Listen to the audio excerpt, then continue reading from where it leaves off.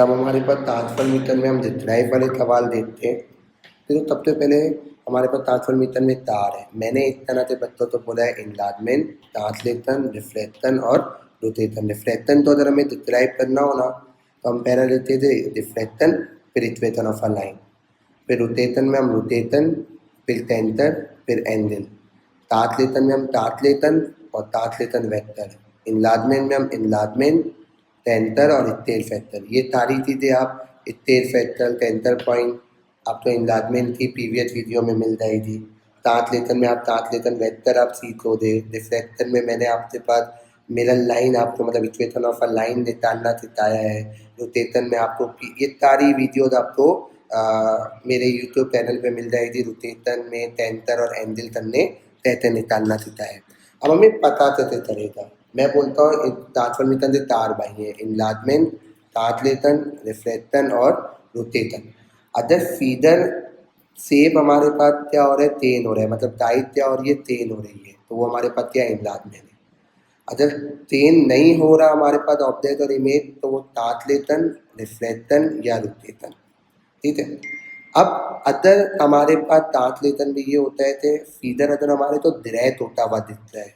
Direct मतलब ये देखो, ये तब मेरे पास क्या है, ये तब मेरे पास डायरेक्ट है। अगर डायरेक्ट होता हुआ दिखता है तो वो क्या है, ट्रांसलेशन है। अगर वो डायरेक्ट होता हुआ नहीं दिखता तो फिर वो रिफ्लेक्शन हो सकता है या रोटेशन हो सकता है। अब रिफ्लेक्शन में हमारे पास क्या होता है, टर्न होता है, और रोटेशन में हमारे पास क्या होता है, सॉरी, रिफ्लेक्शन में हमारे पास फ्लिप होता है, और रोटेशन में हमारे पास क्या होता है, टर्न होता है।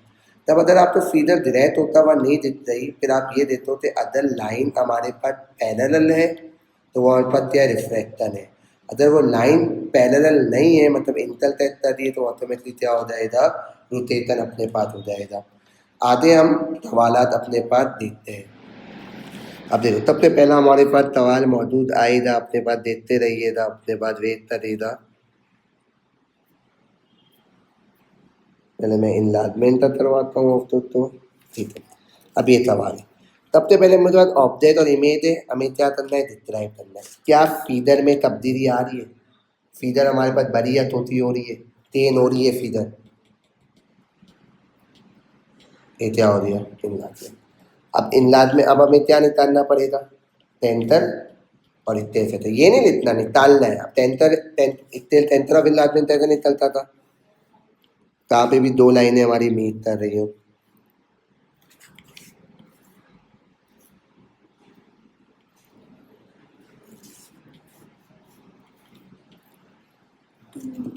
तो मेरे पास जो सेंटर ऑफ इनलार्जमेंट आ दिया कितना आ गया, 3,1।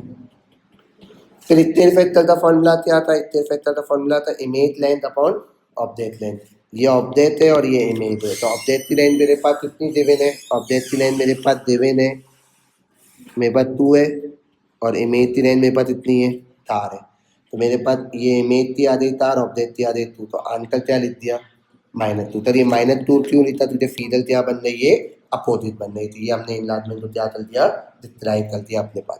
अब एक और सवाल इनलार्जमेंट का देखते हैं। अपने पास ये वाला पार्ट चलते हैं, अपने पास बी और डी बताओ क्या हो रहा है। अब बी और डी पहले बताओ, फीडर में चेंज हो रही है, तब्दीली हो रही है, अपने पास बड़ी छोटी हो रही है। तो यहाँ पे हमने क्या लिख दिया, एक तो इनलार्जमेंट। अब हमें यहाँ पे इतना स्केल फैक्टर लिखना पड़ेगा, image length upon object length. तो मैंने बोला था भाई हमारे पास ये लेंथ इतनी गिवन है, 2 है, ये लेंथ इतनी है, मेरे पास 4 है। ये डी मेरे पास इमेज है, बी हमारे पास ऑब्जेक्ट है। 4/2 -2 क्या है, फीडर अपोजिट हो गया, तो स्केल फैक्टर क्या आ गया, -2 आ गया।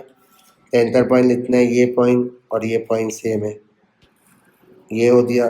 फिर उसके बाद मैंने बोला था ये पॉइंट और ये पॉइंट सेम है, तो ये मेरे पास क्या हो गया, इतना सेंटर ऑफ इनलार्जमेंट हो दिया 4, -4, ये इनलार्जमेंट था। तो मैंने अपने पास क्या बोला, मैंने कॉन्सेप्ट अपने पास ये बोला, जब फीडर में चेंज हो रहा है तो वो इनलार्जमेंट है। अगर फीडर में चेंज नहीं हो रहा तो फिर वो ट्रांसलेशन हो सकता है, रिफ्लेक्शन हो सकता है, रोटेशन। अब देखो, अगर फीडर आपको डायरेक्ट होता हुआ, अब हम ट्रांसलेशन करते हैं, ध्यान से अपना सुनना। भी तो पहले तो ये ए और बी, क्या ये इनलार्जमेंट हो रहा है, फीडर में तब्दीली आ रही है, तो इनलार्जमेंट तो अपने पास ये नहीं है। अब देखो, ये ऑब्जेक्ट ये क्या है, तांत लेतन है। तो ये तारी एग्जाम्पल क्या है, मेरे पास ये तांत लेतन थी अपने पास।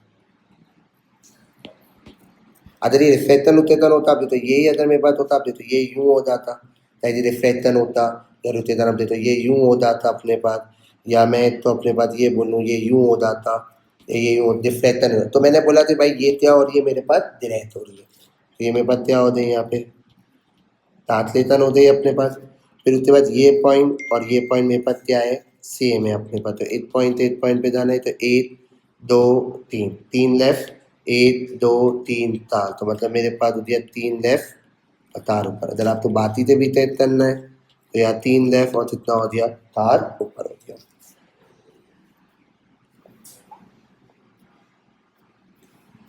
अब अपने पास यहाँ पे इन्होंने बोला है सवाल में, अपने पास अब याद है तो इधर आओ, अपने फैतन और उतेतन से सवाल देखना तो पाइदिया करेगा कि अपने पास क्या हो रहा है या क्या नहीं हो रहा। अभी तो आपके पास सबसे पहले ए और बी, क्या ये इनलाजमेंट हो रही है, फीजर में तब्दीली आ रही है, नहीं। ट्रांसलेटर में ये क्या टर्न हो रहा है, या हमारे पास टर्न हो रहा है, यहाँ पे हमारे पास या क्या हो रहे थे, हमारे पास टर्न टर्न हो सकता है, रोटेट हो रहा है हमारे पास, मतलब अपने पास यहाँ पे बोल सकते हैं तीन। तो मैंने बोला कि आप अपने ना इनलाजमेंट ना ट्रांसलेटर रिफ्लेक्शन पे आते रुक डाले। हमने अपने ये पॉइंट और ये पॉइंट देता, ये पॉइंट और ये पॉइंट देता देते, और ये पॉइंट और ये पॉइंट देता, ये ओवरलैप करी, पर ए लाइन, ये लाइन और ये लाइन क्या है, पैरेलल है। तो फौरन हमने अपने पास दिमाग में बिता लिया था ये क्या हो रही है, रिफ्लेक्टर। अदर लाइनें पेंटल तय हो रही होती तो ये थी। अब उसके बाद फिर हम इतनी मिरर लाइन तय मालूम करते थे, 1 2 3, तो 1 2 और ये कितना हो जाए, 1 2 और 3, तो इतनी मिरर लाइन में बच गया आधी पॉइंट। फिर तक 1 2 3 4 5, तो 5 का आधा मेरे पास इतना हो जाएगा 2.5। तो इतनी मिरर लाइन मेरे पास दो आ गई, y इक्वल टू -0.5 आ जाए। अति अब जैसे मैंने बोला था भाई ये मेरे पास है, ये मेरे पास है, ये मैंने चल दी ये लाइन, ये और ये और ये और ये में बच्चे, और ये ओवरलैप हो रही, ओवरलैप में इंटरसेक्ट नहीं बोला जाता। अब मैंने बोला 1 2 3 4 5 6 का आदत इतना हो गया मेरे पास 3, 2 का आदत इतना हो गया 8। तो ये मैंने क्या बना दिए, इतनी मिडल लाइन बना। पहले ही मुझे रिफ्लेक्शन लिख लेना चाहिए था यहाँ पे, तो ये मैंने अपने पास यहाँ पे क्या लिख लिया, रिफ्लेक्शन लिख लिया, और एच इक्वल टू क्या हो दिया -1। अब देखो ए और बी हमारे पास है, ए और बी हमने बोला था इनलाज नहीं हो रही, डायरेक्ट नहीं हो रही। रिफ्लेक्शन में हमारे पास क्या होता है थे, हमारे पास क्या फिलिप, और रोटेशन में हमारे पास क्या होता है टन। अब हमें यहाँ पे रुक जाना है। अब हमें नहीं पता था फिलिप हो रहा है या ये टन हो रहा है अपने पास चीज़ें। तो मैंने बोला था पहले हम अपने पास देखते हैं थे पैरेलल लाइन, तो ये पॉइंट और ये पॉइंट मेरे पास सेम है, तो यहाँ पे मैंने लाइन खींच दी। ये पॉइंट और ये पॉइंट यहाँ पे लाइन खींच दी, ये पॉइंट और ये पॉइंट यहाँ पे लाइन खींच दी। तो तीनों लाइन एक दूसरे से क्या हो रही है, पैरेलल हो रही है। तो हमने यहाँ पे अपने पास क्या लिख दिया, चलिए रिफ्लेक्शन लिख दिया हमने अपने पास। फिर उसके बाद हमने अपने पास यहाँ पे बोला था इतना आधा मेरे पास इतना होएगा, ये इतना आधा 1 2 3, 3 का आधा ये 1.5, 1 2 2 का आधा इतना हो रही है। तो ये आपने यहाँ पे क्या चल दी थी, ये लाइन आपने अपने पास दो तल दी, ठीक है। अब आप डायरेक्ट भी आंसर लिख सकते हो, आपको पता है 0 0 1 1 2 2 3 3, मतलब y इक्वल टू x। अगर आपको डायरेक्ट नहीं आ रही तो एक लाइन थी, आप क्या निकालो, इक्वेशन ऑफ अ लाइन। तो इक्वेशन ऑफ अ लाइन थे आपने 8 पॉइंट ले लिया 0 0, 8 पॉइंट ले लिया 1 1। इक्वेशन ऑफ अ लाइन थे y2 -y1 h2 -h1, h1 y1 h2 y2, 1 -0 1 -0, तो 1/1, तो डिवीजन कितना आ गया 1, y equal to M H plus C. अब मुझे पता है इतना सी क्या दे मैंने 0, तो अगर आपको मेहनत करनी है y 0 1 0, तो सी की वैल्यू क्या आ गई 0 आ गई, तो y equal to M H plus C. तो एम 1 आया है, तो मतलब मेरे पास इक्वेशन क्या बन गई, y इक्वल टू एच। अब मैंने बोला था हमारे पास ये सवाल है। अब मुझे नहीं पता, ये इनलाद तो हो नहीं रहा, तुझे फीडर में चेंज नहीं आ रहा, तातलेतन डायरेक्ट नहीं हो रहा, तो बता क्या टन हो सकता है या फिलिप हो सकता है। तो लाइनें अपने पास ज्वाइन करो, तो ये पॉइंट और ये पॉइंट सेम है, ये पॉइंट और ये पॉइंट सेम है, ये पॉइंट और ये पॉइंट सेम है। मैंने बोला था इतना दो था आधा, तो इतना हो जाए मेरे पास 8, 1 2 3, 3 था आधा मेरे पास, इतना हो जाए 1.5, 1 2 2 था आधा, इतना हो जाएगी। तो हमने अपने पास यहाँ पे क्या चल रही है, बिल्कुल y इक्वल टू माइनस है, तुझे h1 है y -1 है, h2 है y -2 है, h पॉजिटिव है y नेगेटिव है। तो ये मेरे पास पहले तो रिफ्लेक्शन हो गई, क्यों रिफ्लेक्शन हुई, तुझे लाइनें क्या है पैरेलल है, और मैंने इसमें क्या बोल दिया y इक्वल टू -h। अगर आपको ये समझ में नहीं आया तो आप इसमें अपना कोई भी पॉइंट दो, 0 तो 0 और 1 तो -1 डिवीजन निकालो, तो ये चीज़ अपने पास। अब हमें यहाँ पे इन्होंने सवाल में इन्होंने यहाँ पे ये बोला हुआ था कि हमारे पास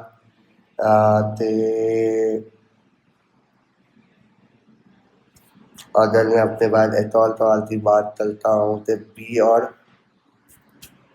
बी और सी मेरे पास मौजूद है। अब देखिए हमारे पास ए और सी है, ए और सी में अगर मैं बात करता हूँ, ये अभी हमारे पास होते हैं बेहतर। अब जैसे हम रोटेशन की अगर हम बात करते हैं, अब जैसे हमारे पास तो उनका नंबर फॉर एग्जाम्पल ये वाला है, पी और क्यू करना है, तो ये पॉइंट और ये पॉइंट सेम है, यहाँ मैंने लाइन खींच दी, ये पॉइंट और ये पॉइंट सेम है, मैंने क्या कर दी, लाइन खींच दी अपने पास, और ये पॉइंट और ये पॉइंट सेम है। देखो लाइन इंटरसेक्ट कर रही है, लाइनें क्या कर रही है, इंटरसेक्ट कर रही है, दाएं इंटरसेक्ट करे, फौरन हमें क्या लिख देना है यहाँ पे, रोटेशन हमने अपने पास लिख दिया, ठीक है। अब मैंने बोला था ये हमारे पास ये 180 90 क्लॉकवाइज है, मतलब 90 या 180 है, तो हमने बोला था हमारे पास क्या बेस लाइन ये और ये, मतलब ये अपने पास तो लाइन मतलब ये हमारे पास ये है, तो यूँ से हम यूँ जा रहे हैं अपने पास, तो ये मेरे पास क्या है 90 एंटी क्लॉकवाइज। और फिर सेंटर पॉइंट आपको कैसे निकालना है, तो मैंने आपको प्रीवियस वीडियो में आप सेंटर और रोटेशन देखना थे, तन्ने कैसे निकाला था अपने पास, तो वही अपने सेंटर और रोटेशन निकालने का तरीका। अब हमने अपने पास यहाँ पे बोला 14 वाला है, अब मैंने बोला था ये इनलार्जमेंट और ट्रांसलेशन तो नहीं है, तो ये रिफ्लेक्शन या रोटेशन अपने पास, तो मैं पॉइंट तो देख लेता हूँ, ये पॉइंट और ये पॉइंट, ये हो गई ये पॉइंट और मेरे पास ये पॉइंट, देखो कुछ पता चल रही थी, ये इंटरसेक्ट हमारे पास होते, दाएं इंटरसेक्ट हुई थी, वो क्या हो जाएगी, रोटेशन हमारे पास हो जाएगी। फिर उसके बाद अब ये हमारे पास 180 है 90 है, तो ये हमारे पास यहाँ पे ये था और ये था, तो ये अपने पास क्या हो रही है, अपने पास ये चीज़ अपने पास हो रही है। अगर मैं ये बोलूँ तो ये यूँ हो रही है, तो ये 90 क्लॉकवाइज हो गई। और सेंटर पॉइंट निकालने के लिए आप प्रीवियस वीडियो अपने पास देख सकते हैं, इसका सेंटर रोटेशन करने कैसे निकाला था। तो डिस्क्राइब वाला कॉन्सेप्ट हमारे पास ये होता है कि रिफ्लेक्शन में हम 2 रीजन लिखते हैं, रोटेशन में हम 3 रीजन लिखते हैं, ट्रांसलेशन में 2 लिखते हैं और इंटरसेक्शन में 3 लिखते हैं। अगर फीजन में 3 हो रहा है तो इनलार्जमेंट है, और अगर वो आप तो 3 नहीं हो रहा तो ट्रांसलेशन, रिफ्लेक्शन या रोटेशन। फिर ट्रांसलेशन में फीजल क्या होती है, डायरेक्ट होती है, अगर वो डायरेक्ट नहीं हो रही तो फिर उसके बाद अपने स्टेप 3 पे जाओ। अगर वो लाइनें हमारे पास क्या है पैरेलल है, तो वो क्या है रिफ्लेक्शन है, अगर वो लाइन पैरेलल नहीं है तो हमारे पास क्या है रोटेशन हमारे पास मौजूद था।